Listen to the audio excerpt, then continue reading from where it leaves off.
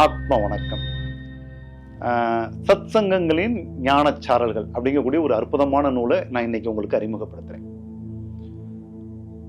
இந்து சமயத்தில் ஞானத்தின் சாரல்கள் அப்படின்னு ஒரு புத்தகத்தை நான் அறிமுகப்படுத்தும் போது சொன்னேன், எல்லா சமயங்கள்ல இருக்கக்கூடிய ஞானமும் இந்த நூல்ல இருக்குன்னு உங்களுக்கு முன்னாடி சொன்னேன்.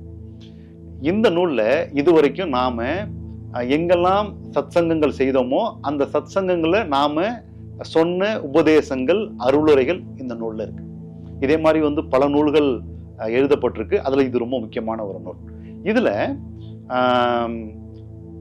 2 பாகமா இந்த நூலை நான் பிரிச்சிருக்கேன். ஒண்ணு நம்மளுடைய உபதேசங்கள் ஒரு பகுதி, இன்னொரு பகுதி அப்படிங்கிறது இன்னைக்கு சத் சங்கங்கள் அப்படிங்கக்கூடிய வார்த்தையும் குறைவா இருக்கு, சத் சங்கம் நடக்கிறதே ரொம்ப குறைவாக இருக்குது. அதனால புதியவர்கள் இந்த சத் சங்கம் அப்படிங்கக்கூடிய பாதைக்குள்ளார பயணம் செய்வதற்காக சத் சங்கம்னா என்ன, அதுல கிடைக்கக்கூடிய பேராற்றல் என்ன, அதுல குருவுக்கும் கடவுளுக்கும் சீடனுக்கும் நடக்கக்கூடிய தொடர்பு எப்படி இருக்கும் அப்படிங்கிறதெல்லாம் ரொம்ப விளக்கமாக இந்த நூல்ல நம்ம சொல்லியிருக்கோம். அதனால புதிதாக வரக்கூடியவர்கள் சத் சங்கத்தை புரிஞ்சுக்கிட்டு அந்த சத் சங்கங்களை கலந்துகிட்டு அந்த இறையாற்றலை பெறுவதற்கு உதவியா இருப்பதற்காகவும் இந்த நூல் உபயோகப்படும். அதே நேரத்துல இது நாள் வரைக்கும் நாம சொன்ன உபதேசங்களுடைய தொகுப்பும் இந்த நூல்ல இருக்கிறதுனால ஒரு பொக்கிஷமாக இந்த நூல் இருக்கும்.